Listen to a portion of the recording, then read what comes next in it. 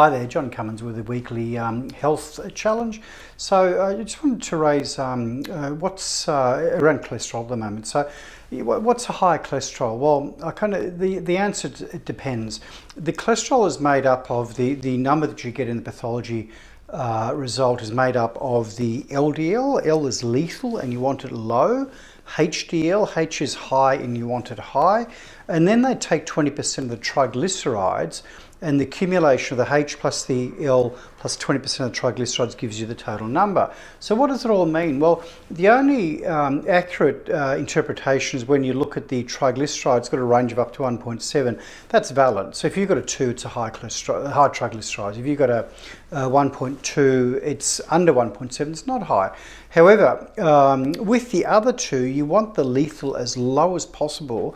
And so generally, if you get an adult in their 50s in our culture and they get an LDL of, say, under 3.0, that's pretty damn good.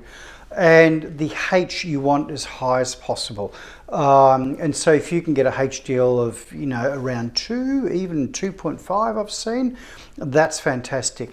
And why do you want the H high? Because it mitigates the effect of the L. The L comes from saturated fats like red meats, full fat dairy, a lot of the takeaway basted foods. The HDL goes up with exercise. And so when we see people that eat, maybe a kind of a vegetarian diet or a diet that's really healthy, full of, beautiful plain food, and they exercise a lot, they'll have the high HDL and they'll have the low LDL. And that's really what you're after.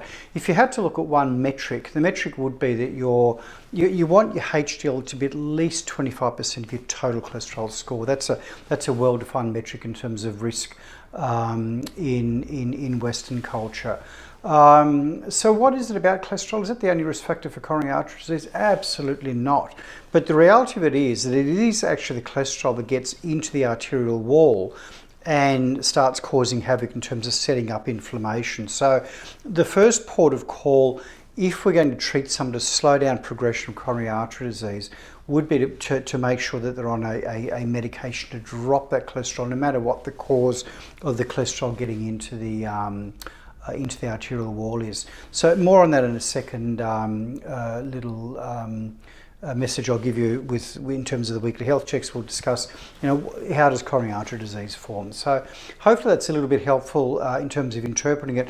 Just to finish off, triglycerides are very carbohydrate related, and we'll talk about that at some stage as well. So hopefully that's helpful, and see you again soon.